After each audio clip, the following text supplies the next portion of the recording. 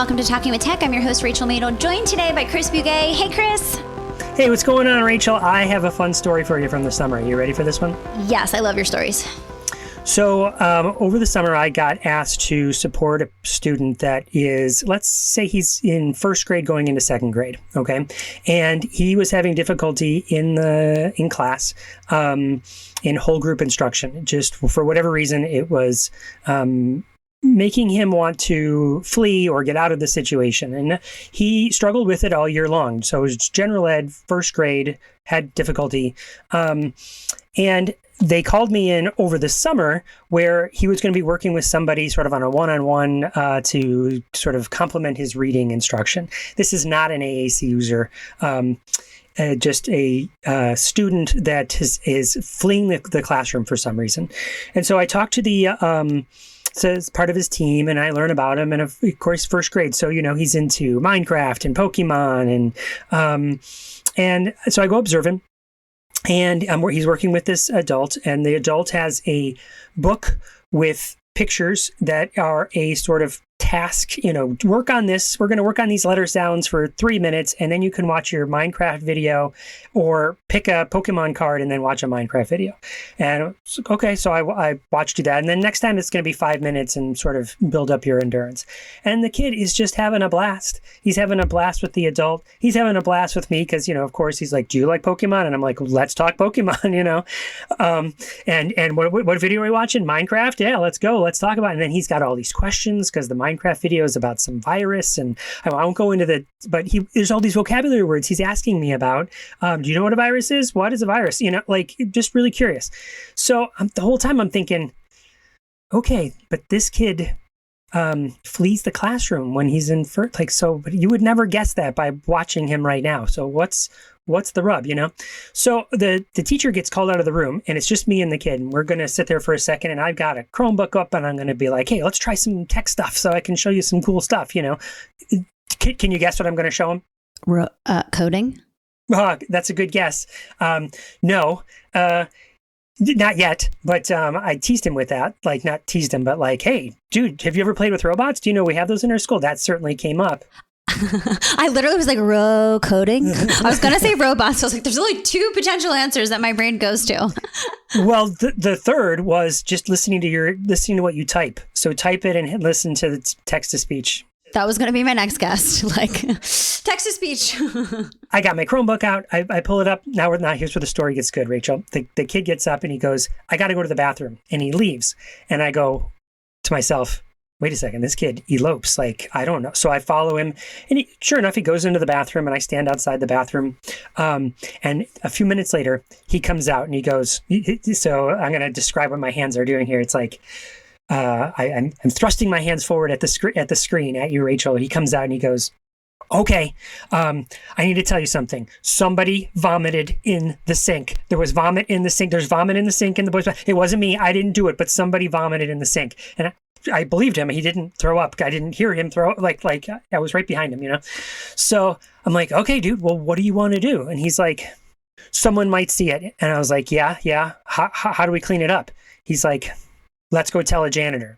Right answer, dude. Let's go. You didn't even see the bloodborne pathogen video we all have to watch. And we don't touch that stuff. We go get a janitor to clean it up. So we go down to the office where the student then turns to the person there in the office and says, we need to call the janitor. Okay, what bathroom? He says what bathroom. And then I say to him, dude, it might take the janitor some minutes to get down there. What if someone goes in there and sees the puke? What should we do? And he goes, we should make a sign. That's what we should do. We should make a sign. I was like, all right, how do we make a sign? It's like, well, we need some paper, miss. And then gives him the paper, asks for a marker. And now he's writing a sign. And what he writes is, don't go in.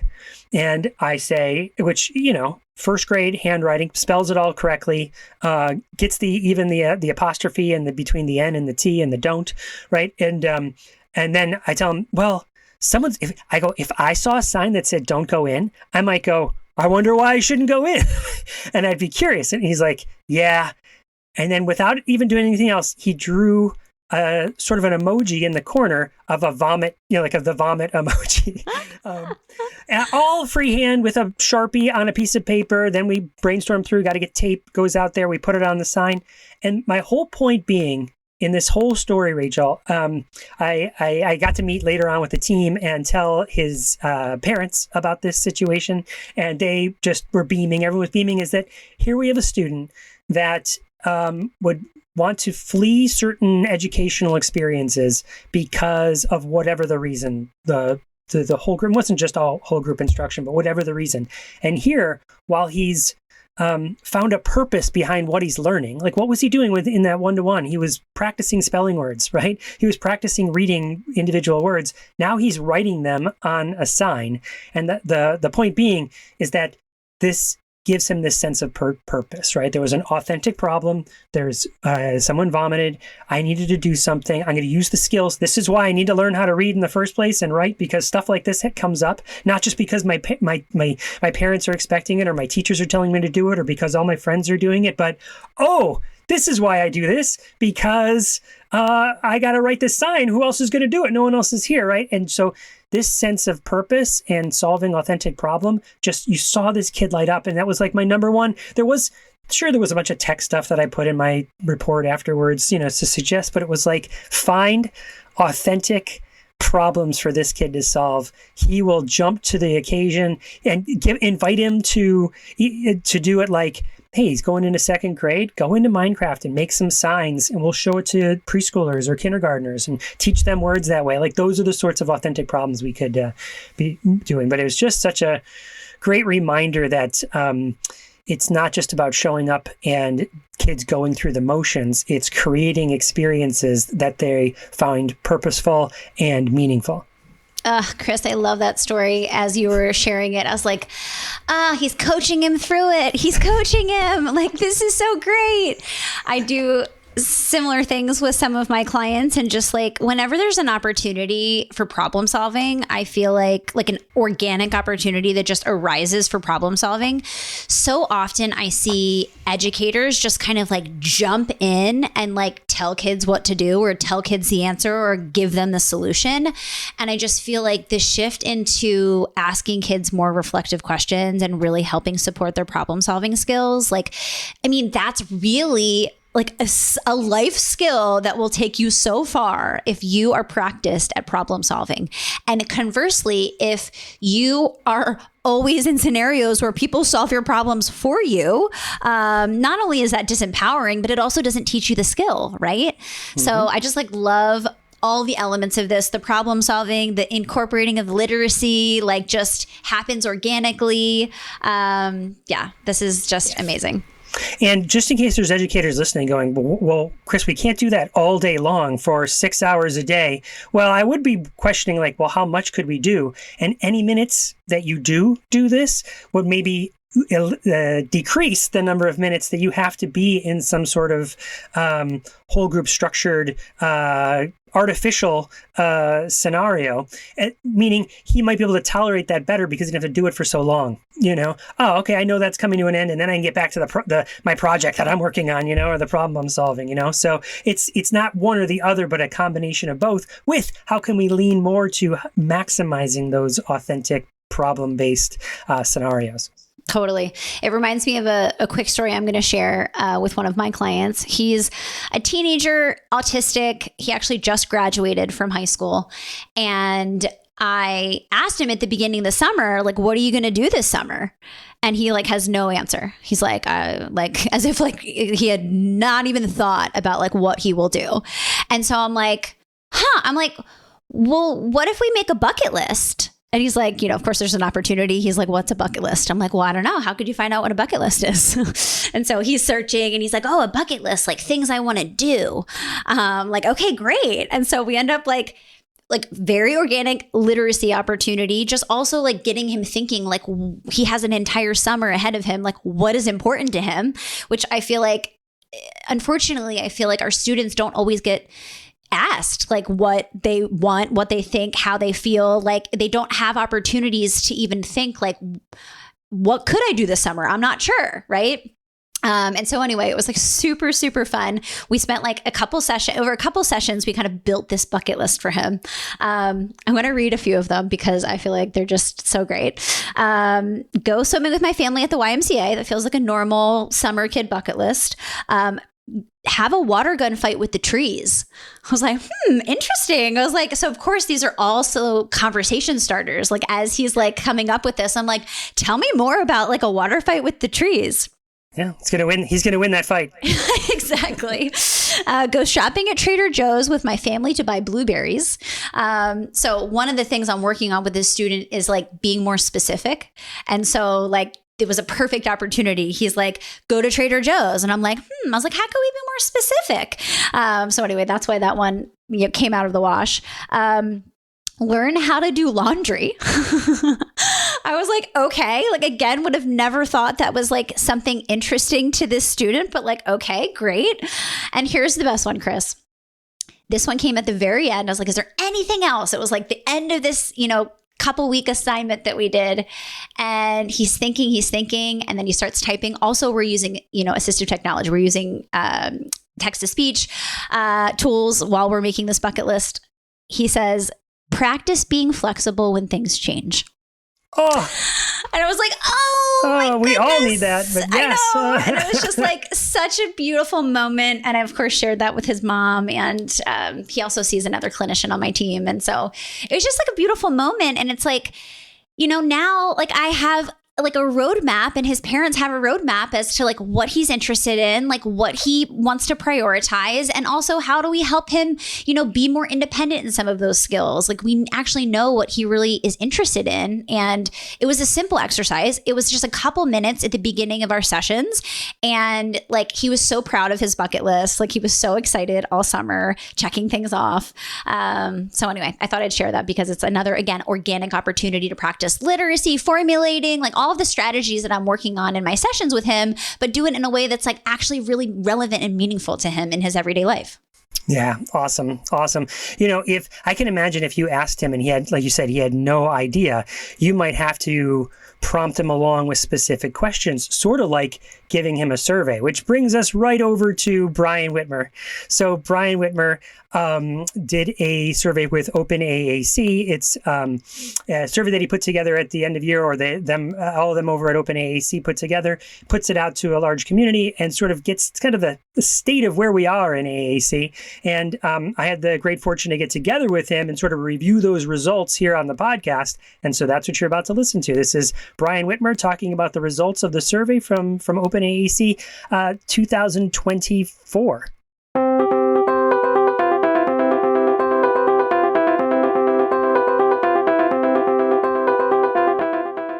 We'd like to thank all of the wonderful Patreon supporters who make this show possible. This podcast is funded by listeners just like you who've signed up at patreon.com/talkingwithtech to show their support.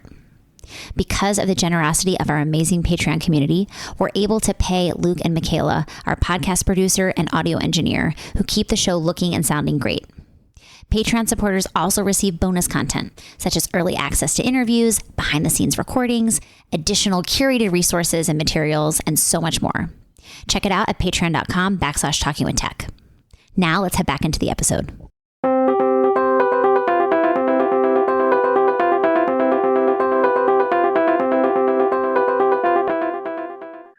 Welcome to Talking with Tech. My name is Chris Bouguet, and I'm here with Brian Whitmer. Brian, let's talk about Open AAC. What's going on? Hey, Chris. How are you? Good. Now, we've talked about Open AAC before on this podcast, but it was several years ago, and things have evolved for you. And I think you've changed positions since then. And so give us all the update and everything. And then let's really get into, like I said, kind of the notion of what Open AAC really is. Yeah, sure. So people may know me because I started CoughDrop, an AAC app, and a couple years ago I sold that to Forbes so that I could focus more specifically on Open AAC because the work I wanted to do here it's a little broader rather than just there were a lot of things at when I was doing CoughDrop that I couldn't help the whole industry with because I was so tied to a specific product. So we tried to sort of open up and expand beyond that. And one of the big goals that we have at Open AAC is just to sort of take a bird's eye view of the AAC industry in general, and try to get an idea of where things are at and what things can be improved upon and where we really need to go to try to improve. Because it's so easy for us all to just kind of get down in the weeds, right? Where we're like, oh, I got an implementation to work on. Oh, I got to pick which app to use. There's marketing hype going around, and we wanted to try to help people be able to have a better idea of what they can accomplish or where things can go, rather than just chasing whatever the latest craze is. Brian, I love that so much because it's something I personally struggle with, right? Like, I think we all do to an extent, especially in 2025, am I in my own bubble? Like, is my perception real? How do I pull the camera back and see everything? Because my algorithm might be telling me, is giving me a false impression of how things are, right? And so the service that you're sort of providing, I think it's really necessary, because how else can you get sort of a bird's eye view? No, totally. And the bubble is real, right? We've found as we've dug in and really tried to understand, there are definitely regional areas of influence where people in different areas have completely different experiences and different perspectives on AAC. And so, we're trying to help people be able to get beyond that and to be able to think a little broader. It's why we started. Last year was our first year, and then this year we've done it again, a post called The State of AAC, where we collected a bunch of feedback and insights and things that have happened over the last 12 months in the AAC space and compiled it into a single blog post. So we did that again this year. That was a couple months ago. And there's some really great stuff there. A lot of stuff that I didn't know about. There's some standard things that most people have talked about, like Out of My Mind, the show on Disney Plus, and I think Telepathy Tapes got a bit of discussion. But there were a lot of other things as well that I had never heard of until other people sort of surfaced it for me. And so trying to bring all those to the forefront for everybody is, I think, one of the things that hopefully can help out. Mm-hmm. Well, okay, I have multiple questions about that, but let's go back to the setup of Open AAC. So, like, CoughDrop was a company. Is Open AAC a company, or is it nonprofit? What's the structure behind it? Yeah, so Open AAC is a nonprofit, and we did that on purpose because we don't want outside influences to sort of sway what's going on. We want to try to raise the standard for everybody. And the best way to do that is to signal to companies and organizations that, while we're very invested in Open AAC, we're not invested in a specific product. I don't actually have any involvement with CoughDrop anymore. The code is open source, and I help a little bit out when they have questions on code and things like that. But I don't have a dog in that fight. And that was on purpose so that we could try to say, in general, how can we fix AAC for the better? Yeah, I feel like Open AAC and the Talking with Tech podcast have sort of a similar philosophy of being app agnostic, right? Like, we don't necessarily, in fact, that's why you don't really see on the podcast many interviews with a specific company or representation from a company. It's very scant. We might mention apps as things come up, here and there. You can't not talk about tools in AAC, but the general philosophy is agnostic. Fair? Yeah, that's very much accurate. Yeah. Okay. Now on to this. I read through the blog post, sort of the results of this survey. Let's talk about that survey. So, one, putting together the survey influences the results of the survey. Like, I always joke, like, when I've put together surveys for school or whatever I'm working on, it's like, who's your favorite Avenger? Is it the Hulk? Is it Captain America? Is it Iron Man? Well, all of that is teaching you that those are the Avengers, And yeah, so exactly. you have, so just the way you word the questions can be, could influence answers, and then what questions you choose to ask and what questions you don't. So let's talk about that first. Before we get to the results, what was the creation of the survey like for you? Was it you? Was it a bunch of people? How did you come about it? Tell us about that. Yeah, so we put it together. It was a lot of my work, and we have some consultants with Open AAC that have helped us sort of finesse things. All of the responses for the survey are open field responses, so it's not multiple choice. It's not pick your favorite. It's not pick which ones you've heard of.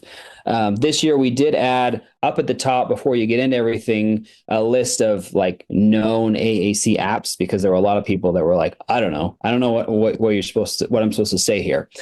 So that potentially would influence the information a little bit, as far as some of the survey questions were, which AAC apps would you say have the most impact, or which, have you seen used out in the wild?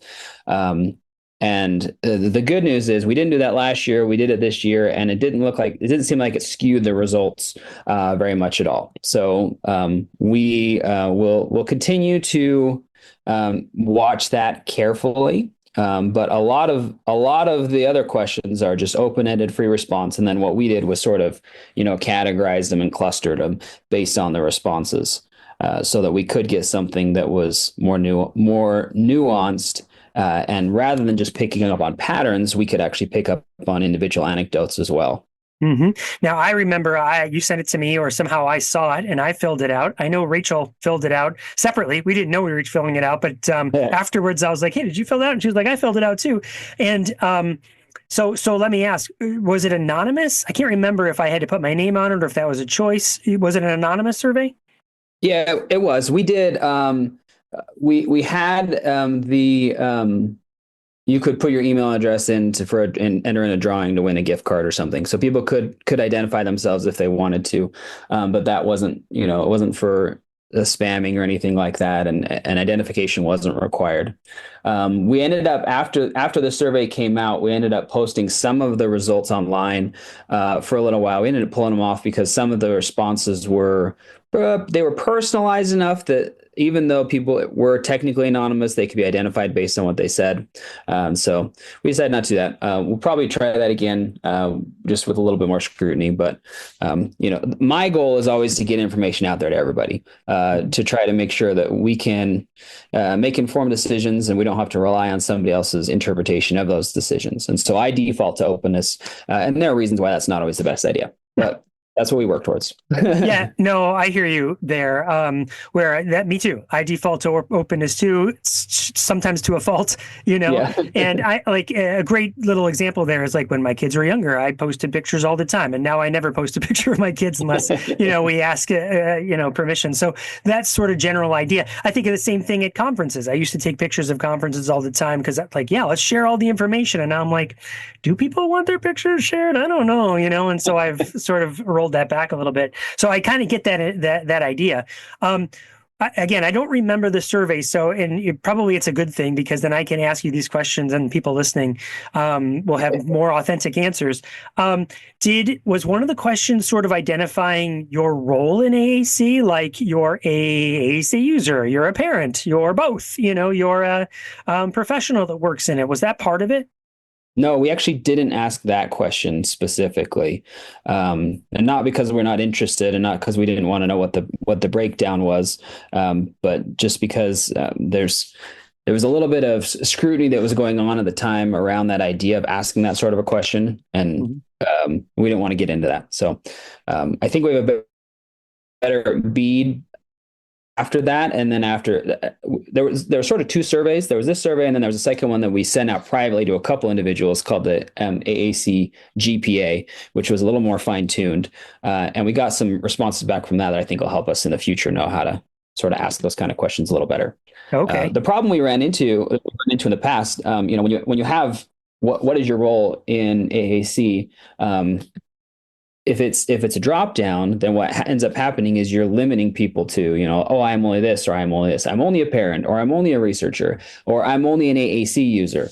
And that's not fair, right? There are AAC users that do a lot of research, and there are advocates that, are also parents. And so I think we have a better idea how to do it going forward, but we didn't touch it this year. Yeah, totally. That makes sense. That's what I was saying. Like you could wear multiple hats, right? So yeah. I totally understand that. All right. So how many results did you get? We had 100 responses that we got from out in the community. So we were happy with that number. I was able to get us to a point where we felt like we could sort of identify some patterns rather than just individual responses. All right, well, let's talk about it. What are some of the takeaways? Yeah. So, by the way, this is all available on the website. If you go to openaac.org and look at the blog, you can see the results there and see some of the information that was pulled in. one of the questions that is important to me, we ask about, what AAC apps have you seen and what AAC apps would you say are most impactful? But we also talk specifically about AAC vocabularies, because what happens a lot of times is people sort of equate a vocabulary with an app. If I talk about Proloquo Go, and then people will say, well, which vocabulary are you using inside of Proloquo Go? And they're like, I have no idea. I didn't know that was such a thing, right? And then there are some apps, like, for example, Grid or CoughDrop, that have multiple different vocabularies as part of them. And I don't think it's bad. I don't think either way is bad. But I think it's healthy for us as an industry to think about them separately, because those vocabularies, it's a whole different development process. It's a whole different mindset, and they have strategies built into them that are different than the features that are built into an app. So that's one of the questions we ask, is what are the top vocabularies that you see? Not a lot of huge surprises. Word power was top, words for life. The new TD Snap motor plan was a big one. Proloquo Go is on the top. We asked about grid size, what's typical grid size that people see. And the same thing as last year, the sweet spot seems to be in the 60s, about 60 buttons per screen. There are some that go bigger than that, and there are some that go smaller, but that seems to be a kind of where the trend is. We asked about upcoming, interesting things on the forefront, and obviously AI was a big topic of discussion for a lot of people. Just the potential for it. What's interesting though is that nobody really seems to know what to do with AI in AAC, right? Everybody's like, yeah, it's going to be awesome. It's going to change stuff. But there are not a lot of concrete examples of what's it going to change or how's it going to change. And, to be fair, it's pretty fresh, and there hasn't been a lot of implementation, so we don't know for sure. But researchers in the space, I talked to a couple that are starting to dabble in this, and we'll see what comes out of that.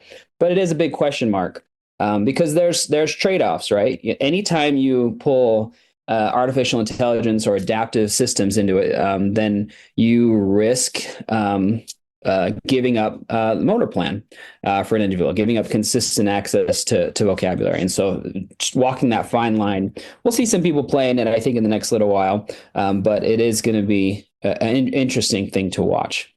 Okay, a couple comments there about, first thing about the vocabularies. When our assistive technology team sort of switched over from primarily doing evaluations to facilitating conversations to choose applications, you can picture sort of a grid, and the first column of the grid is sort of the needs or the considerations of a student, like what languages do they speak, what voices do they use, how many words, or not how many words. We want robust vocabulary, right, everybody? Like there would be a list of considerations. I won't go through them all.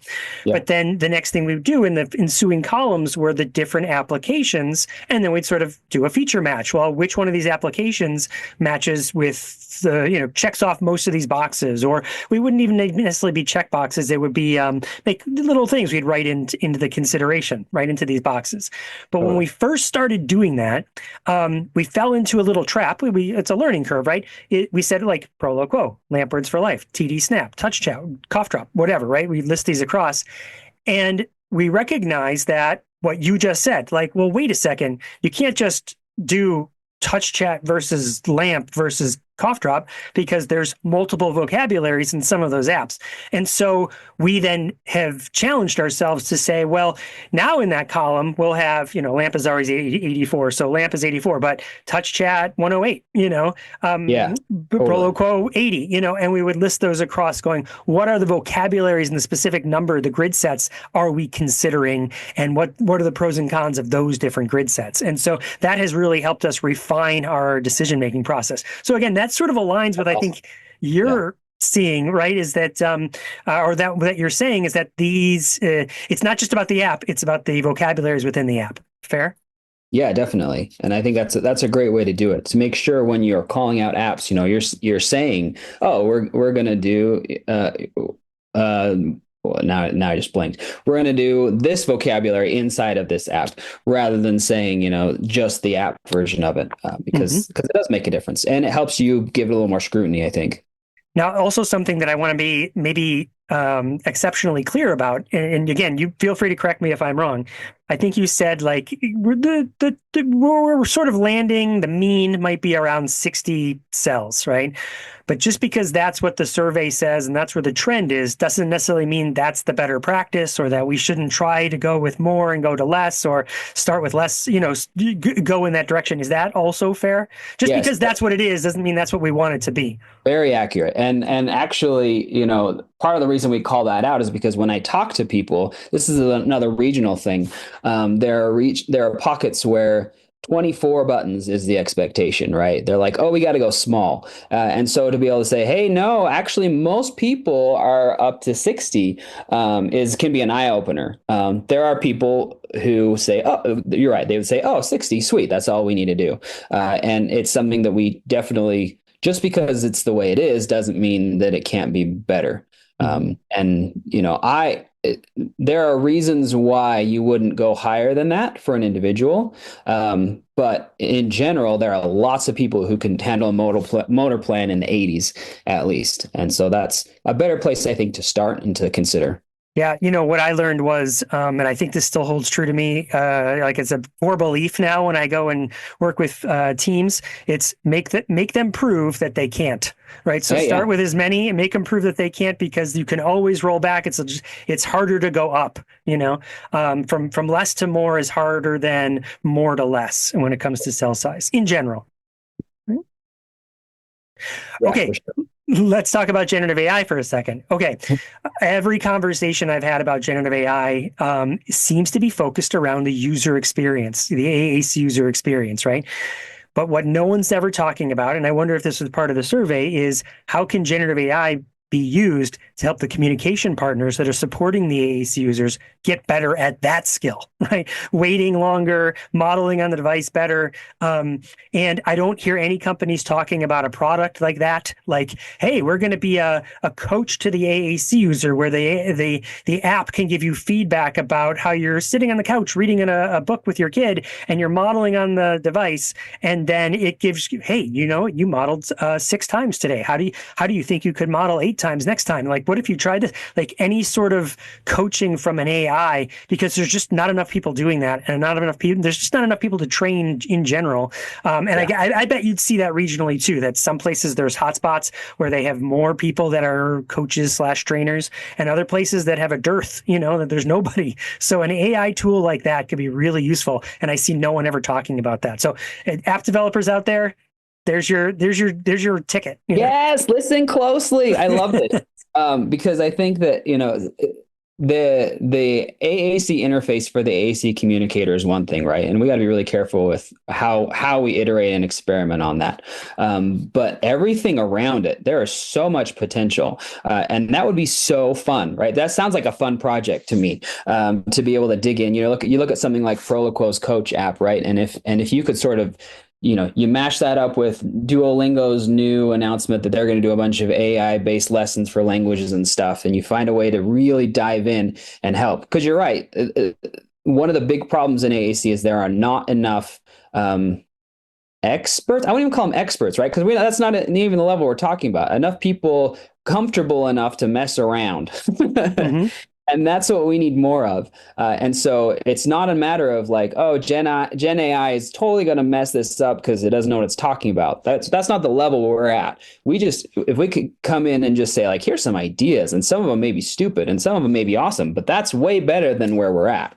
I think that's great. Cool. All right. What else did you get? What are some other things in the survey? Yeah, so the big one, people can go and look through. We asked a lot of questions about, like, what are the websites that you use? What are the people, the influencers that you're familiar with? Just so that people can get an idea of, what is going on in the industry, people to follow, things to learn about, or things to know about. What kind of assessments do you use? Because that's one that comes up a lot. People are like, I only know the DAG and I've never looked at any other assessment, or I've heard of communication matrix, but nothing else. And so having more of a comprehensive list can be valuable to people. But then at the end, the new piece that we added this year is called the AAC GPA, which I mentioned we did as a separate survey.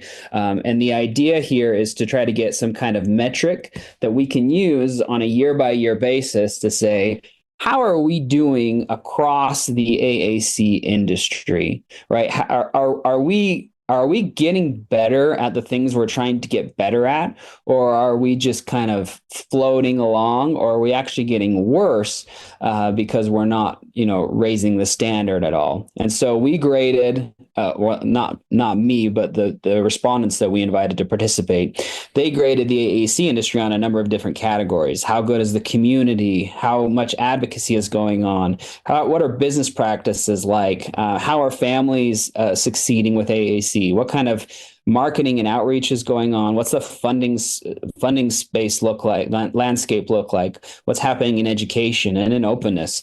And we got a letter grade for all those and combined them into a GPA for the year. It was a lot of fun. It was really, really educational. We asked some AAC users. We asked some AAC advocates, some practitioners to try to get sort of a broad scope, some family members of AAC users, so that we could try to get an idea of what was going on in the AAC space in general. It was fun. The GPA we ended up with was probably a little embarrassing for us, but it gives us a place to be able to start from at least. All right. Well, are you going to share what the grade point average turned out to be? Yeah. So we got a 1.9 out of a 4.0, which is not great, right? It's a little ouchy.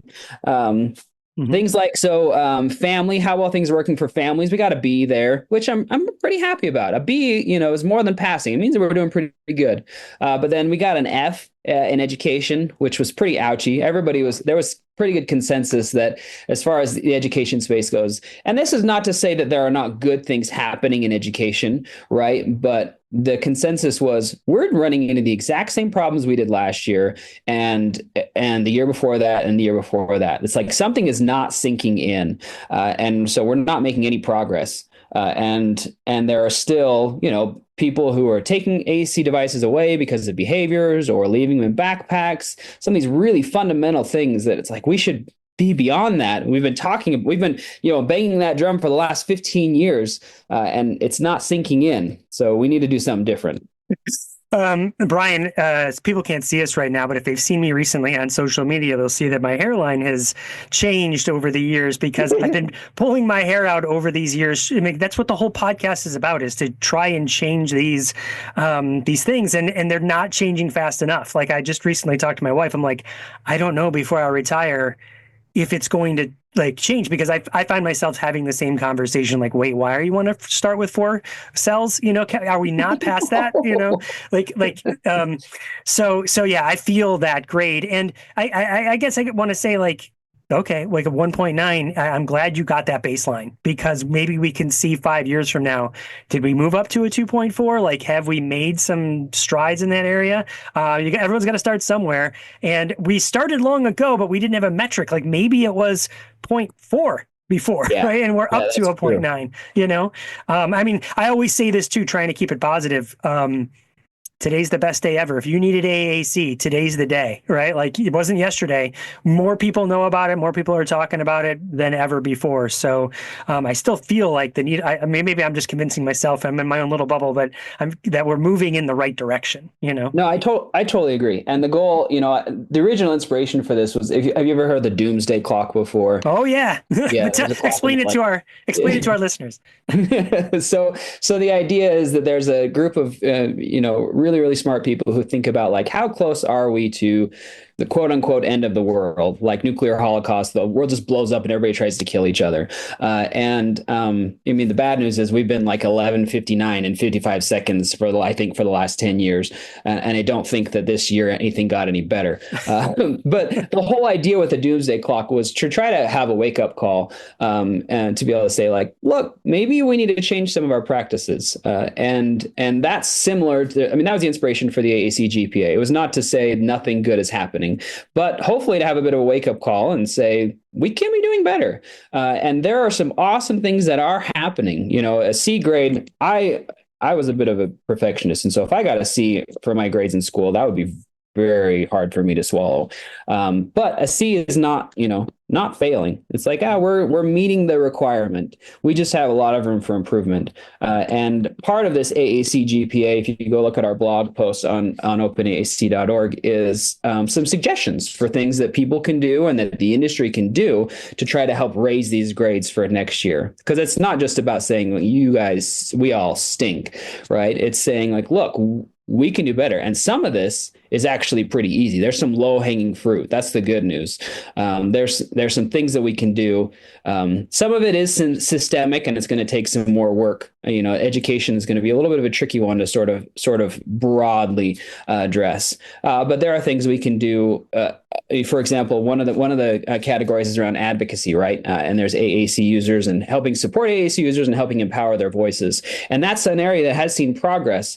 One of the shortcomings with the progress that we've seen is a lot of times when AAC users are asked to present or to participate in conferences, they're asked to talk about their AAC journey. And that's about it, right? It's like, just be an inspiration for us, help us feel good, which again, awareness is not the end of the world, but we can definitely do better than that. We can make sure, first of all, that we're attending sessions by AAC users and making that part of the priority, because a lot of times when we go to conferences, the AAC users are far off in the corner. It's like they're the leftover presentations, and we can try to help change that through what we attend and what we participate in. And then we can also help by encouraging them to be able to talk about the research that they're doing and the lessons that they have to share and the strategies that work, rather than just saying, just make us feel good. So and that's one specific example, for example. Mm-hmm. So like you said, if people go to openaac.org, yep, then you'll see other examples of sort of low-hanging fruit that you could do to sort of bump up these numbers. Totally. Yeah. And even, I bet you this is not there, but here's one right now. You could share this podcast episode. Like if you're listening right now, who are the speech therapists, who are the teachers, who are the parents that need to be hearing this right now? Even if you don't share the entire Talking with Tech podcast, this particular episode could point people in a direction. Yeah, definitely. And we do. So at openaac.org, there's a lot of resources on there that you can browse and look through. We have a whole call to action page where you can see things that you specifically can do.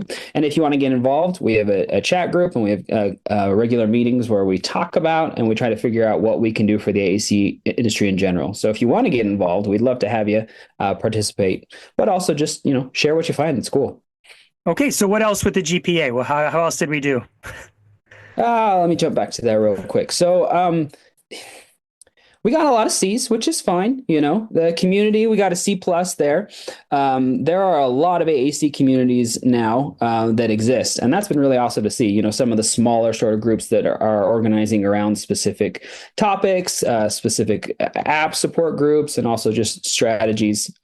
I love the communities online that are, again, elevating AAC user voices, that are trying to help AAC users have something to talk about or have strategies that work for them. I think those are really fun and insightful. On the business side, we had some pretty I'll say interesting responses. I think that business is a little bit tricky, right? Because it's people making money off of somebody else's need. And so you can look at that with a really cynical eye and be really critical of it. And that's not the perspective I take on it. I think that there are, what guess you would call parasites that exist in the AAC space or anywhere. But for the most part, if you look at AAC in general, people, it's not lucrative enough to really suck anybody dry. And so most of the people are here because they know somebody or because they're emotionally invested in helping make things better. And so that's good. That's a really good starting point. One of the shortcomings that we have is just when new entrants come into the space, there are so many people I talk to couple people every month who are like, I'm going to make a new AAC app and it's going to be so awesome. We're like, okay, well, before you do, like, let's talk about what exists. Let's talk about maybe you don't need to build one from scratch, or if you do, then these are the things that people are going to expect. And it's actually a lot bigger list than what you're thinking. And so, that can be helpful for people to sort of learn and understand. Ryan, I want to comment on that because that seems to pop up for me about every 2 years. Is you hear some sort of story of how the brother of somebody's like, well, my brother couldn't communicate, so I created this app. And I think to myself, oh, our industry failed you. Like, how did you not know that there's all these other options? Did you really look at all these options and then say, nope, none of them are going to work, I need this thing? Because if that's the case, okay, like, I get that. But did you just jump over and start making something without looking at it? Because like you said, there's a lot of people that have invested a lot of time, money, like their whole lives have been dedicated to creating something. Go learn from them before you go create something new. And unfortunately, I think that speaks a little bit to the fact that there are many apps out there that are mediocre. They're just okay. And so somebody finds those and they're like, I could do better than this in a weekend, right? You look at, I came from the education space before this, learning management systems like Canvas and Blackboard. You look at one of those apps and people would say, oh, I could build a better one of those in a weekend, but they knew it wasn't true. Like, it's going to take a lot of work to build something better. And so that the bar, or the expectation of the bar, is low because, like you said, there's not enough awareness. Additionally, one of the things that I've seen, tried to sort of call out, we have a little bit of a problem in the business side of the AAC space where we have sort of two main types of players. And the one is the insurance funded company who they've been around for a while, most of them, and they are focusing on large dollar sales, right? Once you get in the insurance space, you're talking about a big sale item, which means there's a big return on each one, which means that your volume does not actually have to be that high in order for you to make a ton of money, just because they're so expensive and you're making a big margin. And then there's the smaller sort of app specific players that are kind of just going after scraps, whatever they can get, right? And they don't have, most of them don't have the resources to hire full-time developers even. They have a part-time developer, or one of the founders is a developer, and they have a little bit of strategy that goes in, but they just don't have the bandwidth to really invest. And neither of those models is really positioned in a way to innovate or to build, to have a lot of R&D investment, I guess I'd say. So that's a problem. And I'm not sure how to fix that one specifically, but that's one of the things that I think affects the GPA for the business side. Mm-hmm. I mean, well, I just want to comment on that for a second because I find that, again, that confirms my bubble, right? I see large companies that make expensive devices. Expensive is a relative term, but, the more costly devices. And their thought, when I talk in general to companies like that, is, well, we're selling our devices, so it's sort of working, right? Why would we need to innovate or change? And I always tell them, like, someone's coming up behind you. Like, you might be at the top of the mountain, but there's someone's climbing that mountain, like generative AI. Someone will come up with something that might knock you off that mountain. So you should be innovating. But then also, like you said, the companies that don't have, they're hiring a developer to fulfill their ideas and iterating on the design that they have, but they don't know how to actually code. So they're giving that feedback to the designer. That is a lot of effort and work and time and personal investment where you don't have a budget necessarily with R&D, which again, you can is really a tough spot to be in, So I agree. I feel like there's an opportunity there for people. I mean, really, isn't the story of CoughDrop sort of similar where, correct me if I'm wrong, but you were like, this is your story to tell, not mine, but I'm pretty sure it was, I think I can develop something better for my particular usage case. And I think I can do it cheaper. And I think I can make it, the specific thing that I think CoughDrop answered was, I think it can be multi-platform. So it can go from this device to this device to this device. And so far right now on the market, and when you developed it, there wasn't anything. So I don't want to dissuade that brother of someone else to go, well, I don't want, if he's telling me I should go just do your research and find find the usage case that is, here's what they're not doing. So maybe you can do it better, Yeah, definitely. Because that is what CoughDrop did. I came from the education industry and I was like, yeah, we aren't, the AAC is not, pushing the cutting edge by any means. So we tried to raise the standard, and there were some things that improved since then. There's some other apps that do, cloud-based syncing and stuff now that didn't used to, which is great. But there's a lot of things that can be done, and you're right. I don't ever want to talk anybody out of building an AAC app. If you want to be here, we would love to have you. But we want to make sure that you know what you're getting into and you know how to be successful. More importantly, because it's probably going to take a little more generalization than what people expect when they first step in. Mm-hmm. Well, and then I'll just reiterate what I said earlier. There's plenty of apps, plenty of things for people to choose from. In fact, so many that I think a lot of people get confounded by that. How do I decide, right? But where we are really scant is in the communication partner support. Like we said, education is sort of is failing in that way, in that we can't teach people fast enough how to be a good support to an AAC user. So if you're really looking for something to innovate in, that space is really wide open, or wider open in my view. Yeah, it's right. If you could do something across apps, yeah, that'd be way fun. And I'd promote the heck out of it. All right. What else did we learn? Let's see. So another area that had a lot of discussion around it was the idea of funding. And it sounds, I was surprised. A couple of people said, look, funding's actually gotten worse in the last couple of years. So we try to dig into that a little bit because that wasn't something that I'd known about. The fact that we need charities and we need sort of donations in order to make this a sustainable industry is a concern, right? That it's just because those insurance funded devices are so expensive, very few people are buying them out of pocket, right? So either you're assembling something else on your own piecemeal, or you're going the insurance route and getting something that's way expensive, and you're still probably paying, a copay that's pretty painful.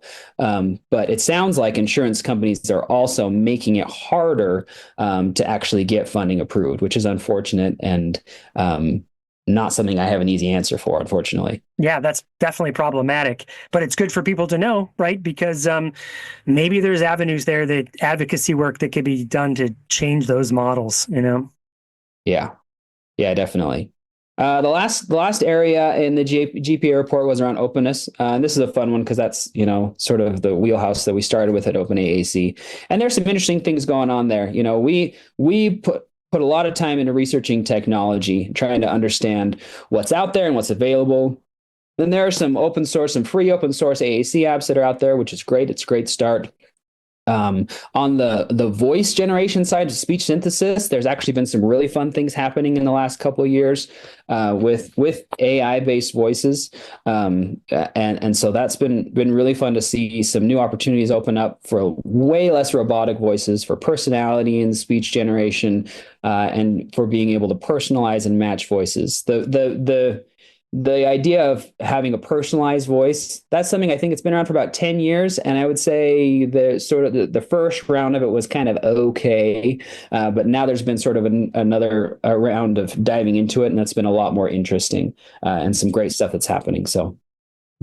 That's something I've been wanting to ask AAC users, maybe at the next conference I see them, is, well, you've been using a voice. Like, I'm a longtime user. I've been using this voice for many years of my life. Now that the technology is available to change your voice, are you interested? Or are you like, no, that's my voice. What are you talking about? Right? I would love to get AAC user feedback on their perspectives there. And I bet, this would be my hypothesis, that I get responses all over the map. Some people would be like, yeah, I'm changing. I've already been playing. I just don't know. And other people be like, no, it's my voice. No, don't touch it. I'm cool. That's part of who I am, Totally. Yeah, I could see both happening. My daughter, she's She started when she was about 7 years old with AAC, and she's had the same voice the whole time. It's just about every other year we have to drop the pitch a little bit. It's just to kind of match her tone. And I didn't even realize it's Ella, which is one of the a cappella voices, if you've heard any of those. And I hadn't heard the original voice for so long when a setting got messed up and it went back to the original pitch, and I was like, "Whoa, this is a little girl voice." Yeah. Okay. So then so that's the GPA, but then there's going back to the wider survey. What else did we learn from there? Yeah. So let's go look at the state of AAC, is the sort of broader questions that we asked. Pull that up again. Yeah, so we always ask about pop culture references, what kind of things are happening in the world around us, around AAC. Obviously, out of my mind, the Disney Plus movie was a big thing that people mentioned. They also brought up Steve Gleason won an award at the ESPY Award, the ESPY Awards. There was a congresswoman who used AAC to address Congress, which was pretty cool. From Virginia. Represent. There were some new AAC user documentaries that came up. There was a clip on Daniel Tiger where an AAC user got to go to the zoo and look at some penguins, and some other stuff as well. But those are some of the interesting ones that people specifically called out around pop culture references. There was also a little bit of, well, I don't know what to say it. How to say it. There's some hot topic items around the Spellers documentary. There was a film, Tell Them You Love Me, which came out on Netflix, which got a lot of people talking. And then the telepathy tapes was another one that came out in the last year that definitely was something that people wanted to discuss. Mm-hmm. Mm-hmm. Very controversial, might say. You said hot topics, I'll say controversial. It's stuff to dip your toe in, you should know about it, and then question it. I mean, that's maybe a good way to say it. Yeah. Absolutely. So we asked people about AAC systems, what they used and what they saw out in the wild. And the top ones, probably not a surprise to anybody in the space: TouchTat, TD Snap, LAMP, Rollercoaster Go, Grid. Weave Chat is a relatively new one that's been moving up in the rankings of interest. People have been really excited about it. And they actually in the last couple weeks just released a web interface to be able to do remote editing and stuff. So that's pretty exciting that's coming out. We talked about assessments, like I mentioned. So there are a number of different assessments out there, things like the DAG and the communication matrix, the SET framework, the FCPR, the COLE. Shout out to a guy named Chris Bouguet for that. The CPP, which is one that we created, and the TASP. There's a number of different assessments, and you can go look at them and get an idea of what's there. One of the things we asked that new this year was, what, if anything, do you find commonly needing to be added to pre-populated AAC vocabularies? So when you get something off the shelf, that's what everybody starts with, and then when you go add things in it that are personalized, what are the things that you find you need to add? And some of the stuff that at the top of the list is pretty straightforward: personal names, personal food. You want things that are interesting to the individual. A lot of people talked about having to add slang, and private parts or sexual anatomy is something that came up a lot that people want to make sure is there. Not necessarily talking about sex, but just talking about the anatomy of the human body, that those are omitted from a lot of vocabularies. Talking about medical terms specific to the individual, pop culture references, but then also some things that maybe could be added in general, like mental health topics, self-advocacy phrases, and touch points, more exclamations, so more sort of excited phrases and things that people can use. Those are some of the suggestions that came up a lot for stuff that maybe we could revisit our vocabularies in general and see if they could be added. Mm-hmm. That makes a lot of sense. Quick little side note story. This is one of those conversations where I lost some hair. Was talking to a teacher that brand new, so didn't was asking a lot of right questions, but had those sort of misconceptions of what to do. Like, oh, well, can we just start with 7 pictures or something and that are digital photographs? And I was like, well, I'm not going to say you can't start there, but here's some things you should know, right? And one of the things I said is, you're a high school teacher. You this kid's going to be with you for maybe 7 years. When they leave, where is this kid going? And it's like, I don't know, maybe live with grandma or mom. And I was like, okay, and what happens when grandma dies? He was like, I don't know, probably live with mom. I go, does mom work? Yeah. I go, so where's the kid going to go? And he's like, probably like a residential facility. I go, right. And they said, now, of course, here in school and with you, great care, you're going to take care of him. But if he goes there and he only has 7 words, and those 7 words are goldfish and cracker or whatever, then what does he do to defend himself when someone is doing something harmful or neglecting him in some way? And you could just see the teacher's eyes light up like, oh, right. Yeah. I'm like, yeah, dude, you're his defense mechanism, right? You've got 7 years to teach him how to defend himself. Set that up, yeah. Right. And I could see the wheels change in his mind of like, oh, right, it's not just about requesting bathroom or requesting a food item. It is about communicating, and being able to express all the things, like I just see that was the key for him. So it makes sense to me that making sure those sorts of things are embedded into vocabularies, or again, I will keep harping on the notion of these are places that can be expanded upon, on the tools that can be used to support the communication partners and the teachers that are meant to teach language with these devices. Resources in that area can only be helpful. Yeah, definitely. One of the other topics on that same note that we asked, I guess I lied when I said all of the questions on the survey were open-ended. One was a check all that apply. And the question was, what aspects of communication do you see people actually teaching in an educational environment? And so the things that we see taught regularly to AAC users are requests and needs, and social interactions, which I think a lot of times is just hi and goodbye. When somebody comes in the room, we say hi. When we're leaving, we say goodbye. That gets taught pretty regularly, I think, which is a pretty low bar, but that's okay. And then after that, there's kind of a cliff that things drop off, but in order, the next things were obtaining and sharing information, personal opinions or reactions, and then at the bottom of the list was reading, writing, spelling, and then creativity and make believe. And that's an area that we're talking about a lot more at Open AAC, is the idea of literacy and also creativity. We definitely can do a lot more to help AAC users become literate. And that's something that doesn't have to, I think we still wait too long, right? It's still this idea that like, oh, first let's get them communicating and then we can introduce literacy after the fact. And we can do it. There's lots of ways to do it. Karen Erickson has a great book, and there's lots of resources out there for how to do it all along the way. But then also the creativity fun side is something that hardly anybody's talking about, but that we really need to try to find ways to do with AAC, because communication, if all we're doing is teaching them how to talk about the things that are happening around them and the things that they need, we're missing out on a huge aspect of communication, and we have a lot of people who watch shows and, they just sort of consume, but AAC users are just as capable as everybody else of being producers of interesting resources. And so I think there's an opportunity there.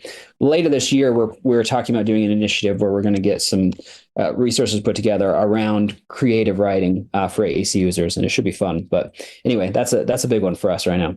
Yeah, well, again, this is a place where generative AI can be really helpful as a partner with you, right? So these are some of the thought processes I've been, and I guess scenarios I've been talking about in the world of just AI in general for education, meaning, okay, well, let's take a kid that is in an art class and uses their communication device to write a prompt to create a piece of art, and is that akin to someone who is using their hands to use a pencil to draw a piece of art? Like, I would make the argument that, yes, these are just tools being used to make art. And so, again, the tool helps you create the art that you want to, and so I think there's a lot of space there where generative AI can help as a thought partner with writing, as a thought partner for creating some work of art, or just in general, help you code, help you create whatever you want to create. Yeah, totally. Yeah, I think that's going to be really fun to dig into in the next little while. Mm-hmm. Cool. So last year, there's an organization called NaNoWriMo, National Novel Writing Month. I know it. And they actually, unfortunately, they just declared bankruptcy. They're shutting down as an organization. But the initiative is super cool, and will live on beyond them. But they got in some hot water because they were defending Gen AI a little bit, which apparently you're not supposed to do. It's hard for me to keep track of these things. But their argument was that there are people with disabilities who can benefit from Gen AI as a creativity tool. And they got blasted for that, which I think was a little bit unfair, because there is a lot of potential. There were a lot of disabled writers who said, I don't need Gen AI to write for me. And that's totally legit and totally valid. And I don't want to downplay that at all. But there are also a lot of people who can put together a couple words as a prompt. And if they can, use that to generate a short story or piece of art, like you said, and then iterate on it and say, oh, no, that's not right, and try again, or let's add this color specifically to it, right? Then they can be part of that creative process in a way that really wasn't very accessible before. And I think that is really exciting as an opportunity. Yeah, that's to put that in a nutshell. I think the way to think of it is generative AI is not a do for, it's a do with. So I'm going to use generative AI to help me, whatever my ability is, it's going to amplify my ability, make me do it faster, make me do it better, help me do it better, help me do it faster. I can iterate on it if I want to. I'm the final say. Right. No matter what my abilities are, but I'm the final say what I put out, whether I like it, whether I give up on it. All those things are in the control of the human, whatever your abilities are. So if you're thinking of it that, like, I agree, it's not a replacement for anything. It's a support for everything. Yeah, I like that. All right. What else? What else did we learn? Let's see. Hit the high points. Okay. I always ask about, one of the questions I always ask, and I would love, if there's anybody listening that has additional thoughts, what do you see, sort of for the future of AAC? And the responses are, I'm never super excited. I don't know what I'm looking for, but it's not what I'm getting. So maybe I need to rephrase the question. I think that there is potential to sort of, experiment and try new things, and we do get a little bit of that, so there was a Proloquo, the app just added a kind of like a whiteboard space for AAC buttons where you can organize things in a more of an ad hoc way, which is kind of interesting, cool idea. There's some new eye tracking products that are coming out. There was responses around those. 11 Labs in there. AI voices is a new and interesting thing. Couple people said, they can't wait for us to move beyond grid-based layouts for AAC. And that's one that I will admit I don't have a good idea for what that means. I've seen some alternative interfaces, and some of them are great. There's one, there's a couple I've seen that are interesting and that they try new things, but I don't see it working for people in general. So I would love to hear from people if they have thoughts about this would be an alternative to, just a grid of buttons that would actually be really awesome. I'd love to hear some of that. But I don't know what it is yet. So we'll keep digging in over there for sure. Agreed. It's hard to imagine something different than what already exists and that we know helps so many people. But yeah, again, this is what innovation's all about. Maybe there'll be a new idea that is, generated out of this. Yeah, bring it on. Anything else with the survey? Because I have a few thoughts as well, but I wanted you to make sure you completed your thoughts on the survey. Oh, that's it. You go ahead. Okay, here's a couple things I was surprised I didn't see as a result of the survey, and I didn't know if, again, I'm in my own bubble. So maybe, maybe it's legit that I didn't see it. So one is, how do you learn about AAC? Like, what are your sources? And I could see a sort of my, again, hypothesis would be hopefully it'd be like, here's some podcasts, certainly Talking with Tech podcasts, but more have sprouted up in the last number of years, which I think is wonderful. There's not we all try and help each other in this space to promote and keep you going as long as possible, because there's no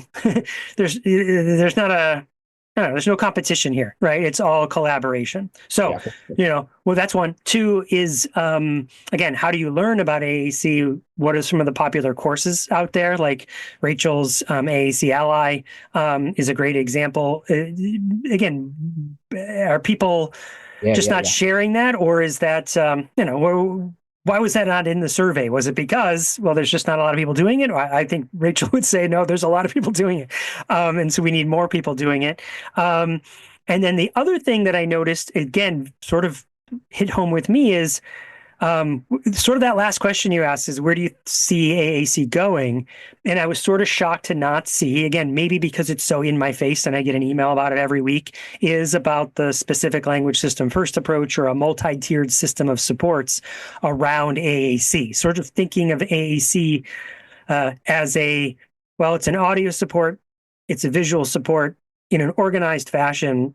Who else can use that we, instead of thinking of this small user group, what if we thought about it as, let's use it as something for the masses, could multi-language learners use it for a while? Maybe they don't use it for their entire life, but it helps them learn language. And meanwhile, that's a whole culture of people that, or a group of people that could help build a culture in your school district or wherever.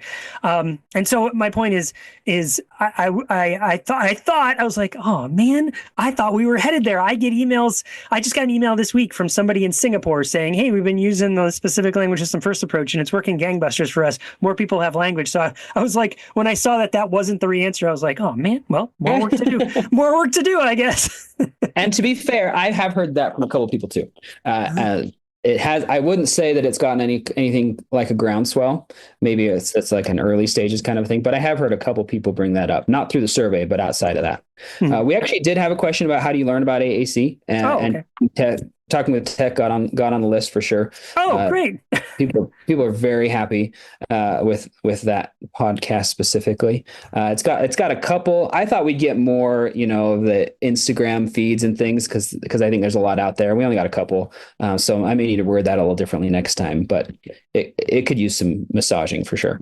Cool. All right. So now that the survey is up there, like we said, or the results are up there, what comes next? What are your plans? And moreover, Brian, I want to ask about what comes next, but also the last time you and I talked on the podcast, the notion of open AAC, the concept rather than the nonprofit organization, was sort of centered around the idea of, well, could almost anything be on anything else? Could you move this app over to this device and this app over to this device because the hardware is better? Or for the particular kid, this eye gaze system, the hardware for the eye gaze was better on this device, but the software was better. Like that was sort of the notion behind it. Is that sort of still the thought behind this nonprofit? Or I don't know, just talk about it in general. Where are your thoughts with all of that? Yeah, so that's where I want to get to, and it's become clear in the last couple of years working on this that is so far out from where we are that we have some work to do for people to even think about that, and so that's why we're doing some of this additional work in the meantime, is because there's not a lot to do on that front right now. Things are so locked in still. There's everybody's got all the vendors have their proprietary solution, and they're not going to share. And so we have some things to do to make that idea of sharing and collaboration more palatable. And so that's what some of these things are about, is trying to help us get in the habit of sharing and collaborating. You talked about how, with the podcasts and stuff, people shout out to each other, and it's all just, we're just trying to help each other. And that's so awesome. And we need more of that on the business side. And so some of the work that we're doing, if you look closely at it, you can see how it moves us in that direction. Some of it may be less obvious, but that's the end goal. And I'm not going to give up on it because I think it's important. This is something like communication it's so fundamental. We're not talking about making a better Candy Crush or getting more people on Facebook, right? We're talking about enabling people to be able to have an avenue to express themselves that other people can acknowledge that they didn't have before, and so that's huge, and that deserves to transcend revenue streams. profit margins. And so if any industry in the world is going to have a collaborative view where we say, let's work together to make this better for everybody, this is the space where it should happen. And so that's, like you said, you caught me. That's where we're still trying to go. We have a while till we get there, I think. Mm-hmm. Well, I think anything we can do to help get there faster, because, clearly our views are aligned here. I think Rachel would agree that, everything you just said is exactly the mission of this podcast, right? Is to bring people together and that communication is a human ability that we need to make sure is amplified for everyone, right? And is not squashed for anybody, and the opportunities are there. So like you said, from an industry standpoint, there could be, let's just say the revenue stream is the thing that's driving you because you're a company, and certainly it's part of the driver, right? Like you said, nobody gets in the space to make money, right? Oh. It's you get into it for many other reasons, and then, hey, I also have to make money to live, right? Has to run, yeah. Yeah. But I wonder if there's a future where if there was more collaboration and more sharing, there couldn't even be more money made, I think so. Some of the things you talked about, like this language first approach idea of, trying to get it to more people.